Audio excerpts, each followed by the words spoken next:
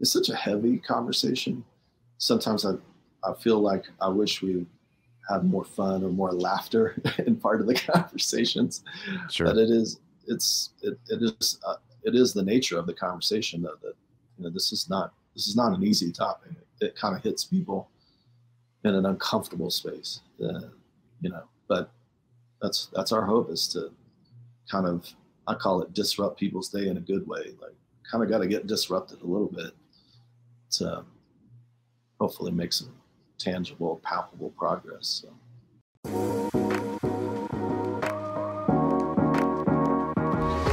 Hello and welcome to Love as a Business Strategy, a podcast that brings humanity to the workplace. We're here to talk about business, but we want to tackle topics that most business leaders tend to shy away from. We believe that humanity and love should be at the center of every successful business. I'm your host, Jeff Ma, and as always, I'm here to have conversations with real people, with real stories.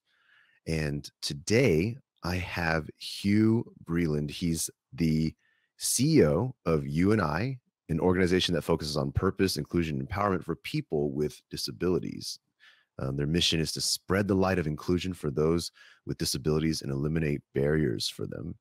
And they do this through job placement, job training, life skills training, advocacy, and many other things to ensure that people with disabilities maximize their purpose and are empowered and included. I love that mission. So welcome to the show, Hugh. How are you?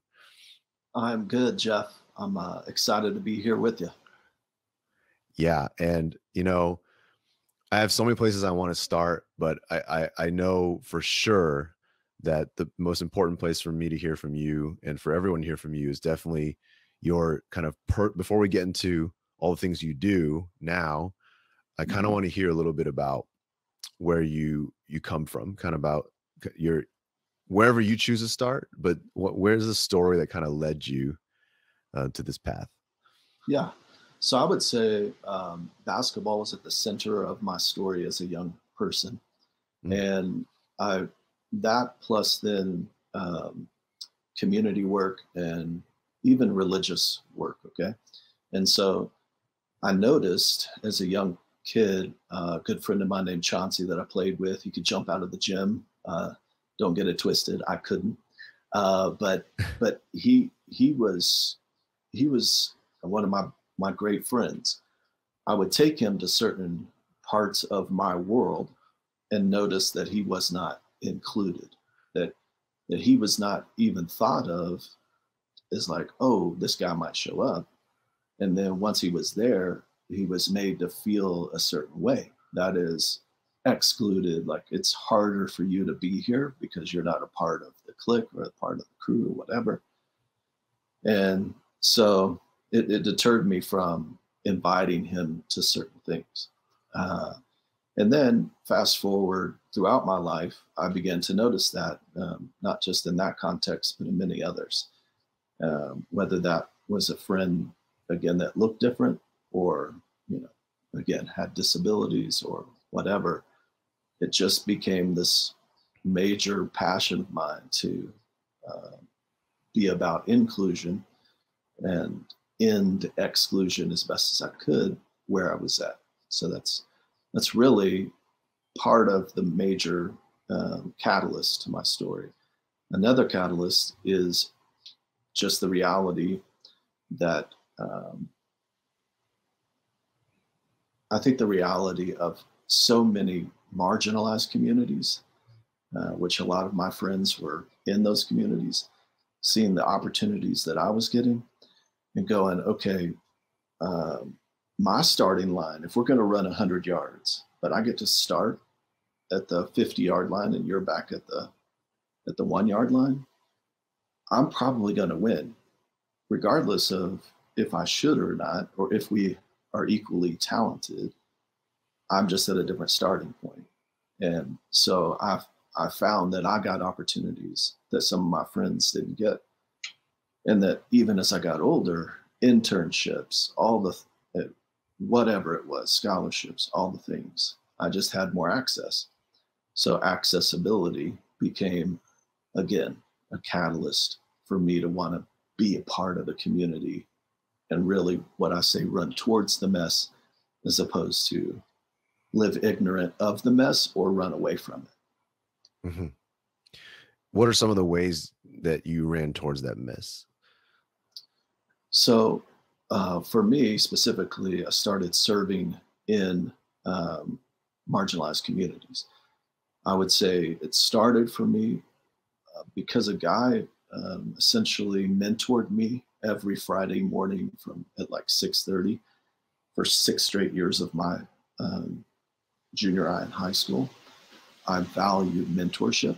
And so I noticed that in marginalized communities, a lot of the kids are in single parent homes and specifically single moms.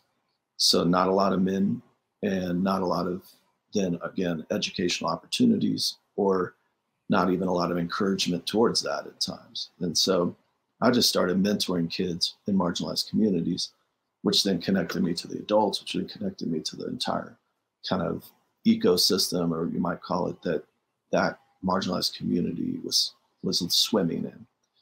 And I became more and more aware of the needs, and then started just, seeing where I could be helpful. But, you can be very hurtful if you're not careful. So yeah, been doing that my whole life. Yeah. And I know you've done a lot of work with marginalized groups throughout, but more recently, your focus is really narrowed in with the recent kind of U&I initiatives around specifically people with disabilities. Can you talk a little bit about that? Yeah. So, of the entire 100% of people that could work that have a disability, only 25% of them currently are employed. So you're talking about 75% of the workforce that could work. Now, there are certain people that don't have the ability to do certain jobs, but the workforce that can work, there's a huge population there that is able to work but doesn't have the opportunity.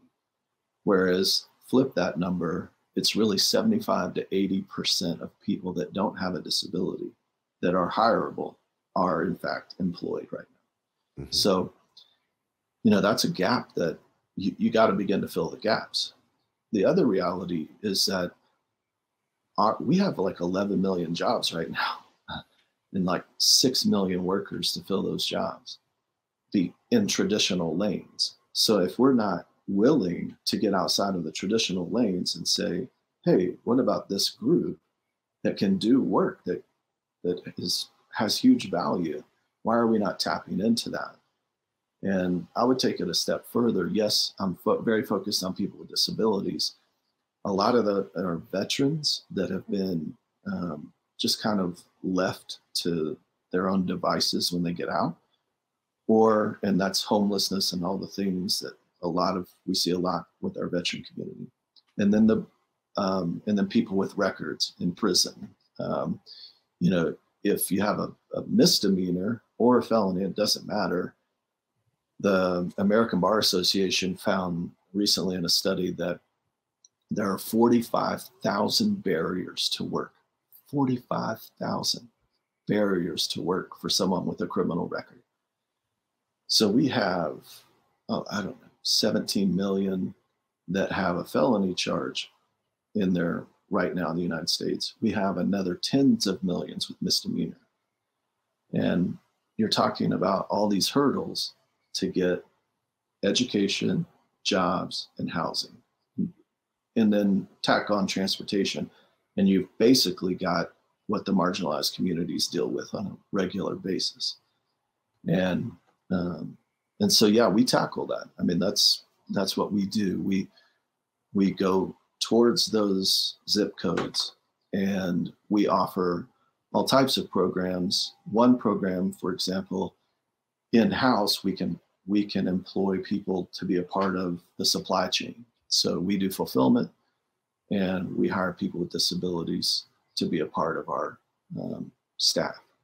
And we can house about 200 in-house, that's a great workforce there. And then externally, we help another between, with COVID, it kind of shifts us some things and we didn't have access to certain things, but about 1,000 to 2,000 additional people outside of our facility that we're helping get either education, employment, or like I said, a lot of our veterans are homeless. So we help them take that first step towards transitional living, and then just, keep going. Give them quick education that can get them a job, and then continue to build on that education. And so, yeah, that's a lot of our focus right there. Wow. And help me, I hear it and I understand it. I believe it. But I'm left wanting to hear more about this 25% of the, what are those, thousands of hurdles? What is going on with the 75% that are not employed?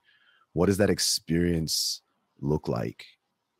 So I will tell you that it starts with the education system as a kid. You're already reinforcing the idea that this segment of the kids of the population are somehow not just different, but different in a negative way. That's the perception is the reality. And the reality is that we're separating from the jump and saying, you're not going to be a part of what quote unquote normal. Yeah. And so if that's our mindset from the jump, then once a kid, again, it's like the foster care system. You age out of special needs, or, they call it different things in different cities, different states. But, at 17, 18, not only are you aging out of a system that's already dismissed you, but then when you age out, your parents, many times, what people don't understand is at 18, many times the one parent has to quit their job because perhaps this individual can't do all the necessary things, or just simply needs rides everywhere or whatever. And so when that happens, we actually reinforce the cycle of poverty, because we take these families that many times have multiple kids, we reduce them to one single income, and on top of all that, we put them in categories and label them and say, well, you either A, you're not hireable, you're not really a part of what we can do, or B, if we do hire you, it's going to be for very low paying. Like, we're just going to put you in the category of minimum wage.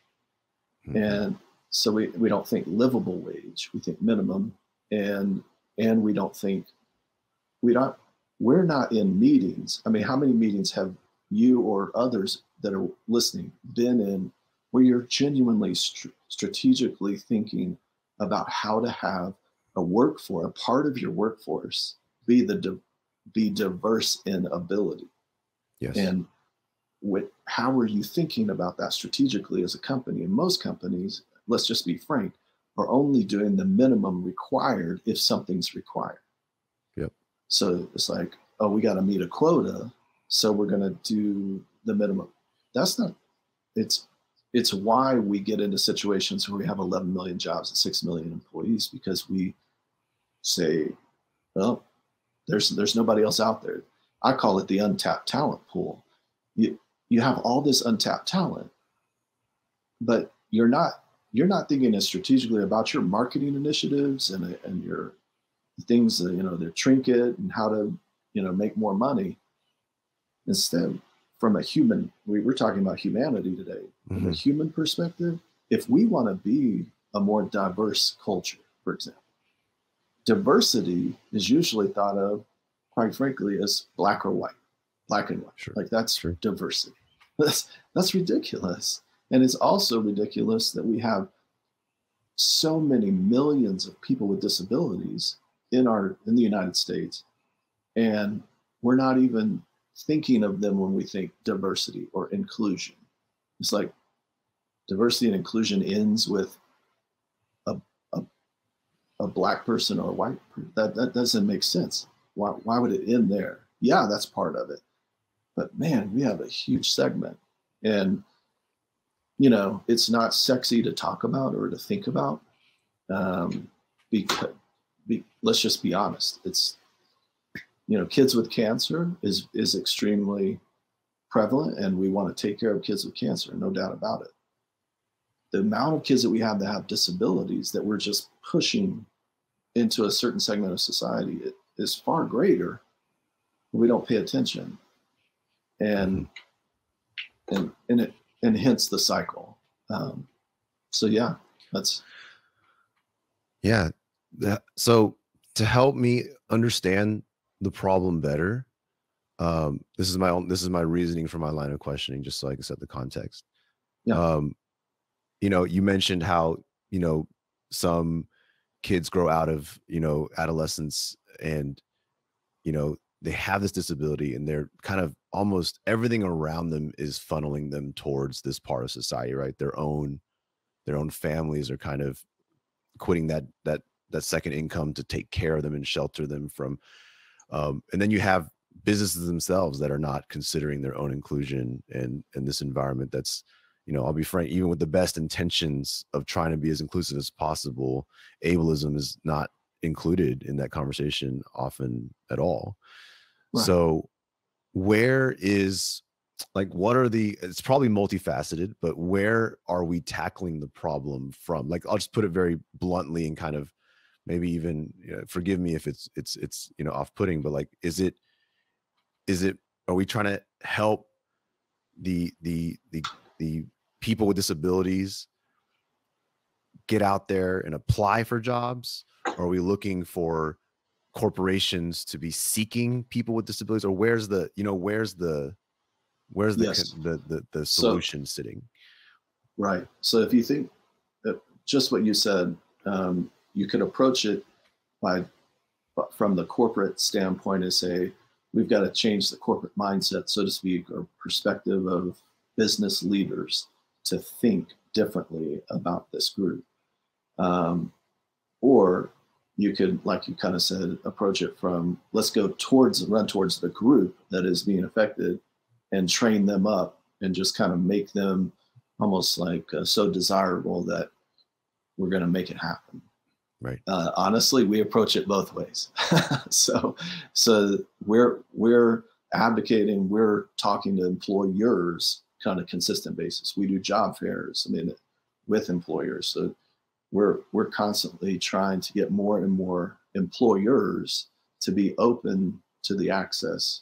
And you just take it, one step at a time with employers, and, you just start it, just eat an elephant one bite at a time. Mm-hmm. On the other side, it is a little bit more, you would understand this. If you don't have a job, or you don't feel like you have purpose or whatever, you're hungry. So we do run towards the potential employees, and we train them, we upskill them, we're always thinking about how to be most effective in that segment too. So we're running both lanes as fast and as hard as we can, but that's the part of the issue with nonprofit space is finance, right? So if you raise this much money, then you can have that much staff and that much, that many tools, and you're kind of limited to what you can produce in, X amount of people. So that's why our reach, I think we could scale and be exponential. But we're currently, 1,200 to 1,500 people per year. But it makes a difference. So it's still great. Still appreciate it. Yes. I think that the way that we approach, or the way that we talk about it, is to bring it maybe full circle to love as a business strategy. Love is, for us, one of the biggest definitions of love is willingness to go at someone else's pace. Willingness to go at someone else's pace. So a company or business leader willing to go at the pace that's different than what they're used to, or that's, instead of, one of my friends, for example, has a daughter with severe autism. She speaks in a certain language that he understands. Like at home, he totally understands it. They go out into the world and she speaks that same language and he understands it, but the people around him don't. Mm-hmm. And so it's like, we've had this conversation where he's like, so why would we look at other cultures or other groups and say we need to learn their language, but not look at an autistic child or an autistic adult and say we need to learn that language? Because being patient enough to learn that language, to understand that if they're being loud, that may be their language, that we need to not treat them like, oh, we got to quiet them down. I mean, that's kind of the definition of oppress, is to quiet you down. So I have autism, I'm a little loud, or I make a few noises here and there. Why can't you be willing to learn my language? And so, but that's that mentality. And mm-hmm. we just, love is at the foundation of what we do. And it ultimately, over and over again, love is what we believe changes the game. You got to keep coming back. And that's why a lot of times when you run towards the margins or run towards the excluded or run towards the mess, that's why we don't see as much change, is because it's hard ass work. And if the grind is real and you do come up against a lot of hurdles.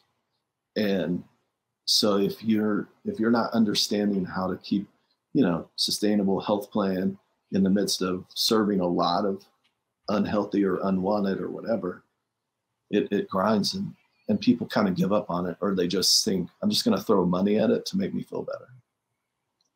Sure. So between the two kind of two-pronged approach, I know there's many facets to it, but between, working with upskilling people with disabilities and working with them and giving them opportunities, and also the other aspect of helping, businesses or creating mindsets and awarenesses around understanding the world of having empathy for people with disabilities. I really want to talk to you a little bit more about the latter, specifically because I think when I think of anyone listening to this episode, we work in, most of the audience here is going to be working in some sort of business environment that, has an opportunity to shift something, if not a mindset, if not make an opportunity. So I want to talk about what we can do. I want to talk about what it's like to shift. I'm always about shifting mindsets. I'm hoping that these episodes are always giving somebody an aha moment, a chance to take something they thought they understood and unlearn it and rethink it. And I think this is one of those things. This is one of those things where we can uncover something that we assumed, something that we never considered, and maybe shift that. So Hugh, where do we start? Where can we go if we want to make a difference or an impact? So I would tell you this, the simplest way to start is to find organizations, specifically nonprofit organizations in your community, and go and just start asking questions about their actual needs. Organizations that work with kids with disabilities or adults, or there's all kinds of prison reentry type programs. There's also veteran focused organizations. And here's the thing: if you make time for it, it will ultimately become a part of your DNA.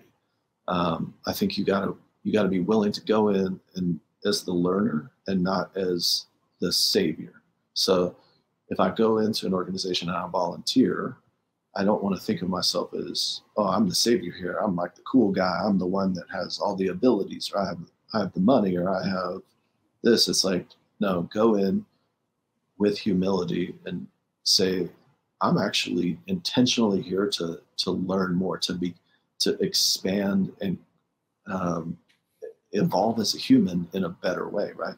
So you heard my story. I ran towards mentoring in the marginalized communities. That's a huge one. That's awesome. And there's huge needs in every community.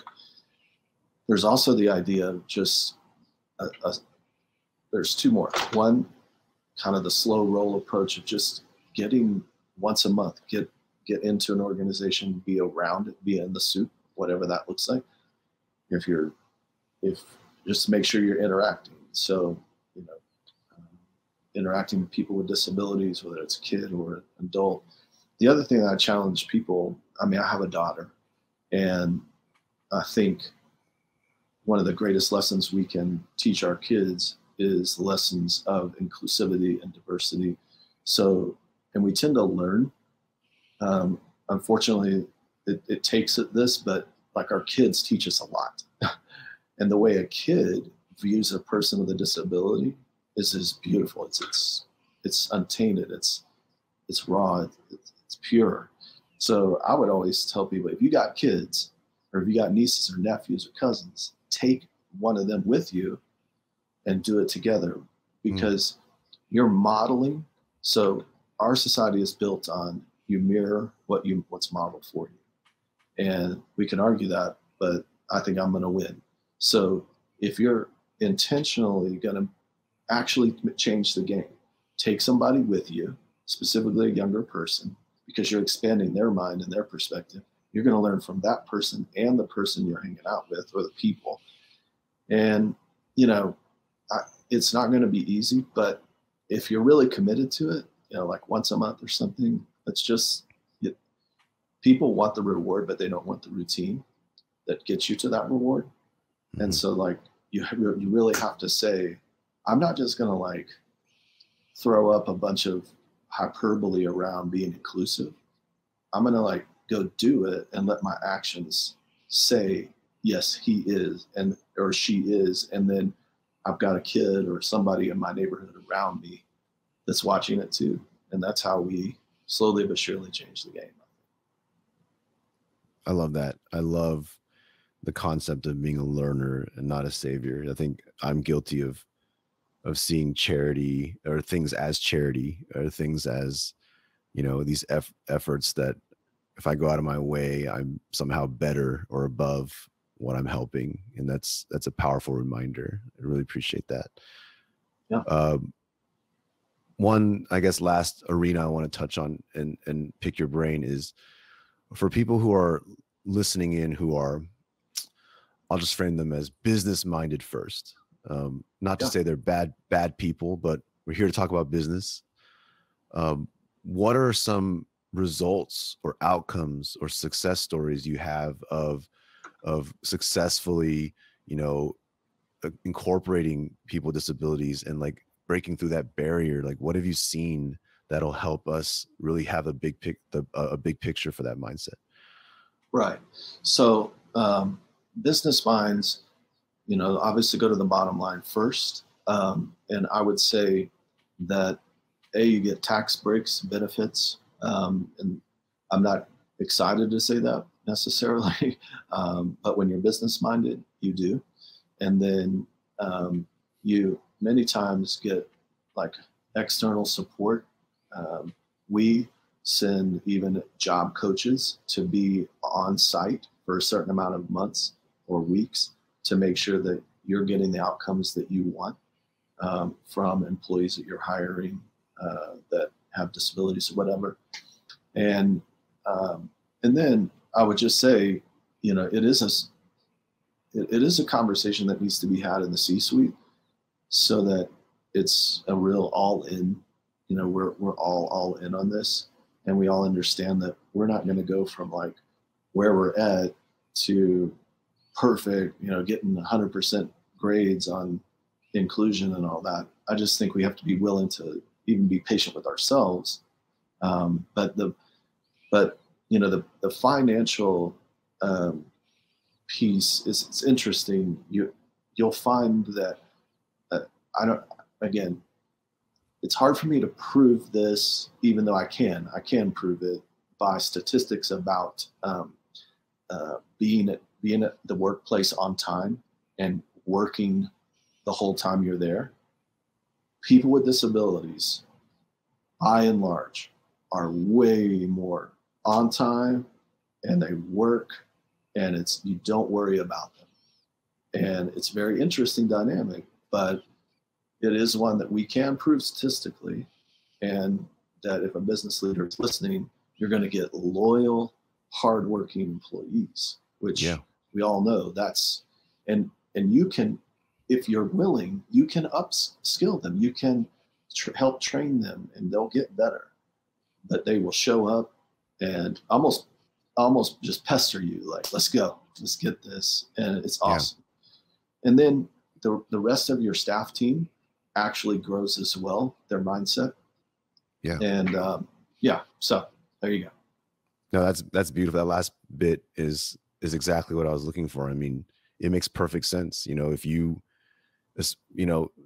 they shouldn't be marginalized, but they are. And so when they're seen and accepted, they're gonna stand up for you. They're gonna look out for you and work for you harder, because you've shown them, you've given them a home, right? And I think the exposure of a team to be around and be supportive together and adopt this culture can speak volumes to the morale and kind of the culture that forms around it. So yeah, 100%, that makes a lot of sense. And and we're working really hard to we're starting some virtual reality gamification training for jobs in the meta. And so we're because what people don't realize is about 40 million, maybe it's even grown to 60 million at this point, of the gaming community in the United States are people with disabilities. Mm-hmm. So it's amazing how many of them are on those types of platforms. And there's a lot of equality in gaming because you're an avatar, nobody knows. Mm-hmm. So it's that whole industry in the meta and just tech in and of itself is a great space, again, to be thinking about hiring people with disabilities, maybe that need to be in home. Yeah. Very interesting. Hugh, before we close out here, just give a quick kind of, I understand you operate in the Dallas-Fort Worth area in Texas, correct? Yes. Can you give a little pitch for you and I, just so people know how to reach you, know how to contact you if they want to help out? Yeah. So youandispreadthelight.com. You can go there. We are at It Takes You and I on the gram and on Facebook.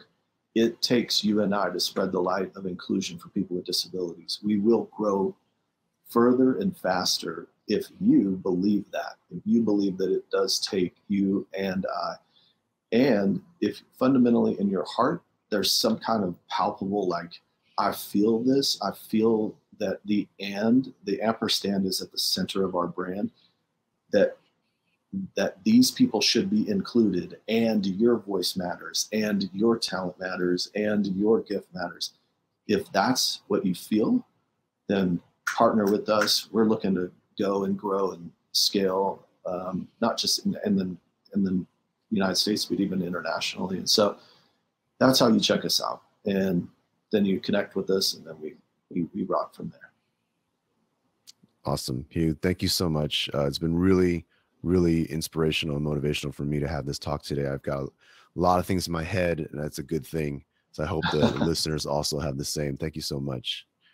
Hey, I appreciate the opportunity, Jeff, and always want to support you guys however we can. Awesome. And as always, to our audience, thank you. And we hope you enjoyed this talk. We do post new episodes every week. If you have not, please do check out our book, Love as a Business Strategy, available in all sorts of places. So subscribe, rate the podcast, tell a friend, and thank you, Hugh, one more time. And we will see everybody next week.